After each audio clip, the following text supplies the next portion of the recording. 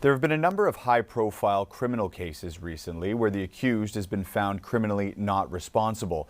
The Laval bus driver who drove his bus into a daycare, killing 2 and injuring 6.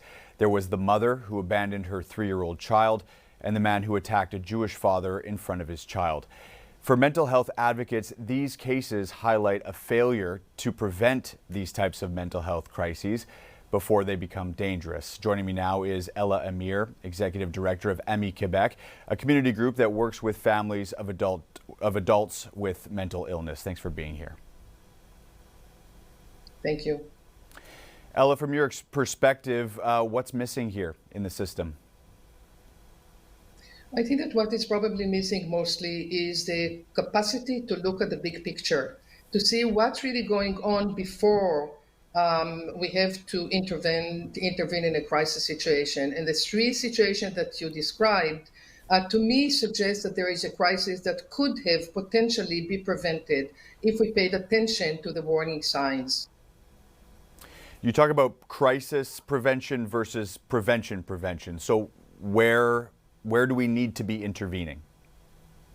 Exactly. I think that, we know people. I don't think that anybody is jumping off the roof just without any warning signs. It's hard for me to believe, I don't know the cases, but it's hard for me to believe that a mother would abandon her child without any kind of signs that maybe she requires some help. So this is exactly what I'm talking about. I think that we have to pay attention to what's happening before it becomes unsustainable.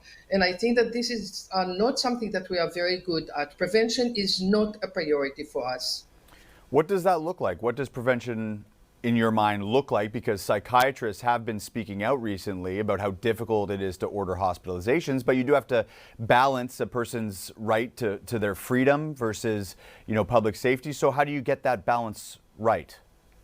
Well, first of all, it's complex. And I think that sometimes you can't really, weigh one side or another. And I think that, you have to take into consideration both the individual and, the safety of the public. But I think that, again, if we have enough support services and programs in the community, then maybe releasing someone to the community, to programs that could support him would help psychiatrists not to keep someone in the hospital against the will for too long time. I should also suggest that families are very often complementing the services that are being offered in the public sector, but they don't get enough, they don't get their due attention, neither the resources that they require in order to fulfill their responsibilities, not even, the information that very often they need in order to be able to help their loved ones. I want to ask you about housing because I know that when it comes to the homelessness situation, there's a lot of mental illness there. We've seen some efforts to create transitional housing. Do you think these are the types of efforts that are going to help this situation?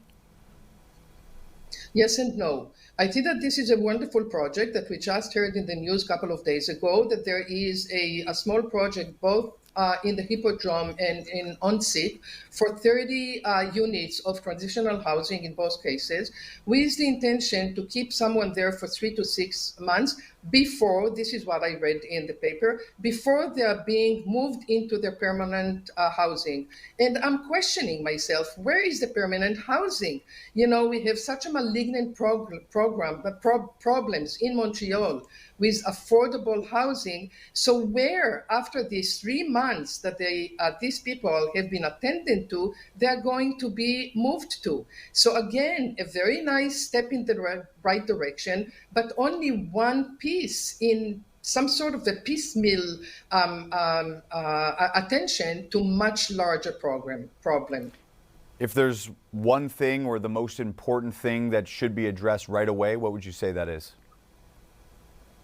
I think that prevention in my mind is really something that we cannot ignore. The problem is that we are really very much in a mode of putting up fires and crisis intervention instead of putting more resources into prevention.